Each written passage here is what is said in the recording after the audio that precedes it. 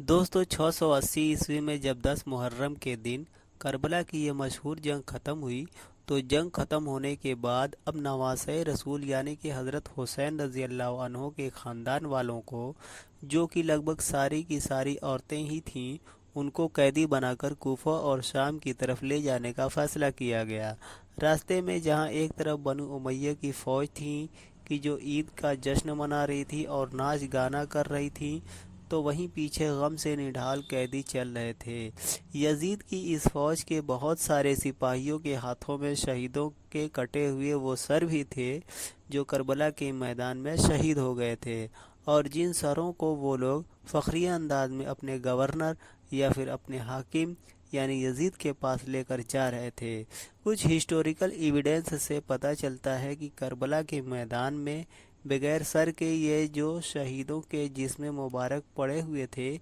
ये अगले 2 या फिर 3 दिन तक ऐसे ही पड़े रहे थे, और फाइनली 13 मुहर्रम के दिन एक कबीला कि जो दरअसल करबला के मैदान के आसपास ही में आबाद था, जिसको तारीख़ में बनी असद के नाम से जाना गया है, उसकी कुछ औरतों ने जब ये महसूस किया कि आसपास में फ़ौज का पहरा कम हो गया है, तो अपनी ज़रूरतों के लिए उन लोगों ने बाहर जाने का फ़ैसला किया ताकि नहर फुरात से पानी भर कर ला सकें। मगर ये औरतें जब करबला के मैदान के पास से गुजरी, तो उन लोगों के होश उड़ गए, क्योंकि मैदान में तो अब दूर दूर तक सिर्फ लाशें ही नज़र आ रही थीं, यानी कि शहीदों के जिस्म मुबारक पड़े हुए थे। किसी का बाजू कहीं पर था, किसी का पैर कहीं था, तो किसी के जिस्म का कुछ हिस्सा कहीं पर था। ये देखकर वो सारी औरतें रोती रोती फ़ौरन अपने कबीले की तरफ वापस हुईं, और उन्होंने वहाँ जाकर बाकी सारे लोगों को ये बताना शुरू किया कि हमको महसूस होता है कि बनु उमैया की फ़ौज की तरफ से ये सारा घेराव, जो कि हुजूर अकरम सल्लल्लाहु अलैहि वसल्लम की औलादों और उनकी ख़ानदान वालों के लिए ही किया गया था, तो हो न हो उन लोगों ने इन सारे ही लोगों को शहीद कर दिया है। उन जिस्मों के साथ भी बुरा सलूक किया गया है और उनके खेमों को भी जला दिया गया है। चलो अब फ़ौरन चलते हैं और आखिरी रस्मों को अदा करते हैं। चलो फ़ौरन चलते हैं और आखिरी रस्मों को अदा करते हुए उन सारे जिस्मों को दफन कर देते हैं। मगर दोस्तों, उस कबीला के मर्द अपनी औरतों से राज़ी नहीं थे, और उन्होंने ऐसा करने से साफ इनकार कर दिया। उनका कहना था कि क्या तुम नहीं देखती हो कि ये हमला बनु उमैया यानी यजीद की ताकतवर फ़ौज की तरफ से किया गया था। हो सकता है कि अगर हम लोग इन सब को दफनाएंगे या आखिरी रस्मों को पूरा करेंगे, तो यजीदी फ़ौज हमारी भी दुश्मन बन जाएगी और हमारे ऊपर भी हमला कर देगी। इस वजह से उन औरतों ने अपने ही कबीला के मर्दों को लान तान करना शुरू कर दिया, और उनको ये एहसास दिलाने की कोशिश करने लगी कि आखिर तुम कैसे मुसलमान हो। दावा तो करते हो आखिरी पैगंबर हज़रत मोहम्मद सल्लल्लाहु अलैहि वसल्लम के कलमा पढ़ने का, मगर ये कैसा कलमा पढ़ते हो कि जब तुम लोगों को उनकी औलाद, उनके बेटों, उनकी बेटियों और उनके ख़ानदान वालों के साथ कोई हमदर्दी नहीं है। इन सब चीज़ों के बाद आखिरकार बनी असद के मर्दों को अपनी अपनी गलती का एहसास हुआ, और उन्होंने फ़ौरन करबला के मैदान में जाकर इन सभी लोगों को दफनाने का फ़ैसला किया। ये सब लोग जब करबला के मैदान में पहुँचे, तो वहाँ सारा मंज़र देखकर हैरानों परेशान हो गए। सबसे बड़ी परेशानी की बात तो ये थी कि आखिर इन सब को दफनाया कैसे जाए, क्योंकि इन सभी लोगों को शहीद करने के साथ साथ इनके जिस्मों के साथ भी बुरा सलूक किया गया था, जिसकी वजह से किसी का बाजू कहीं किसी दूसरी जगह पर था, किसी का पर किसी जगह पर था, तो किसी के जिस्मों के कई टुकड़े हो चुके थे। आखिर में ये फैसला लिया गया कि एक ही बड़ी सी कब्र खोदी जाएगी और उसमें ही सबको एक साथ दफना दिया जाएगा। ये लोग अभी इस कब्र को खोद ही रहे थे, तभी अचानक से उन लोगों की नज़र दूर से आते हुए एक घोड़सवार पर पड़ी। उन्होंने समझा कि ये शायद कोई फौजी होगा। जब वो घोड़सवार करीब आया, تو انہوں نے پوچھا کہ آخر تم کون ہو؟ تو گھوڑسوار نے بتایا کہ میں کوئی اور نہیں بلکہ پیغمبر محمد صلی اللہ علیہ وسلم کے نواسے کا بیٹا یعنی کہ زین العابدین ہوں۔ یاد رہے دوستو کہ یہ وہی حضرت زین العابدین ہیں کہ جو حضرت حسین رضی اللہ عنہ کے وہ اکلوتے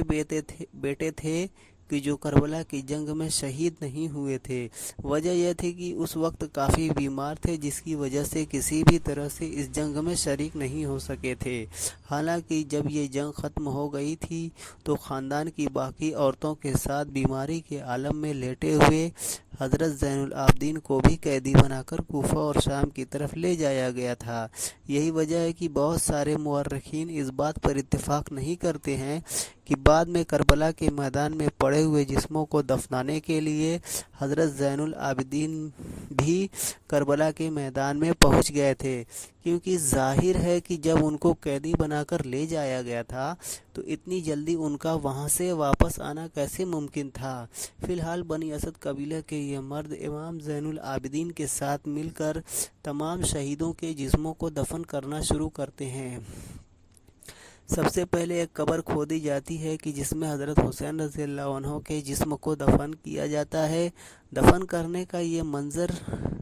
کافی دردناک اور رلا دینے والا ہوتا ہے، کیونکہ ظاہر ہے حضرت حسین رضی اللہ عنہ کے جسم کے بھی سارے حصے الگ الگ ملتے ہیں، انگلی کہیں، ہاتھ کہیں، کاندھا کہیں، سینہ کہیں، یہ سارے ہی حصے جسم کے الگ الگ جگہ ملتے ہیں۔ فی الحال سب سے پہلے حضرت حسین رضی اللہ عنہ کو دفنایا جاتا ہے اور پھر ان کے ساتھ انہی کی قبر میں ان کے دونوں بیٹے یعنی کہ علی اکبر اور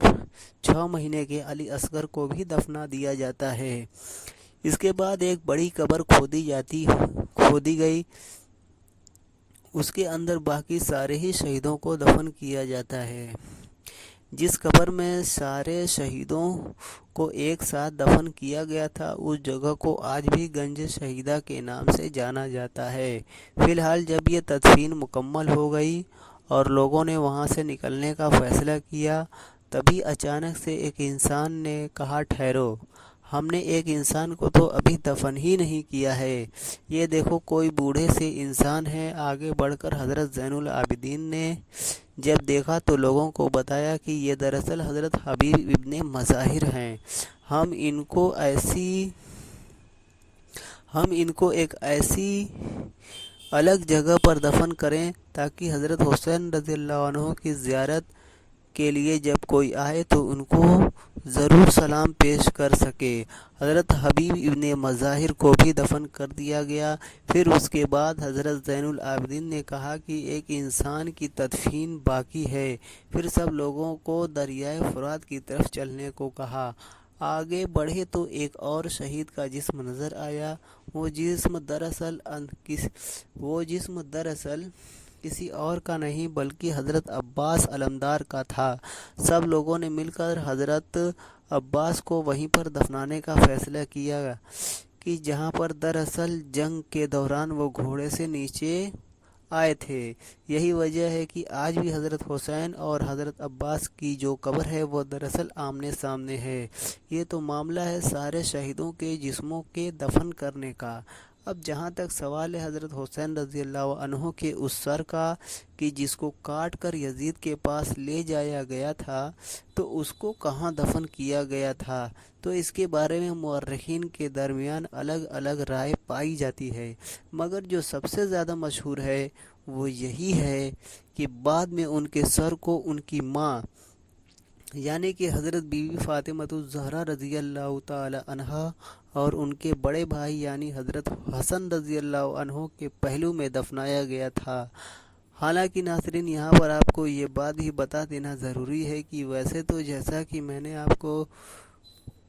لوگوں کو یہ پہلے ہی بتا دیا ہے کہ مورخین کے بیچ اس بات کو لے کر الگ الگ رائے ہے کہ جس وقت تمام شہیدوں کو دفنایا جا رہا تھا اس وقت وہاں پر حضرت زین العابدین موجود تھے یا پھر نہیں تھے،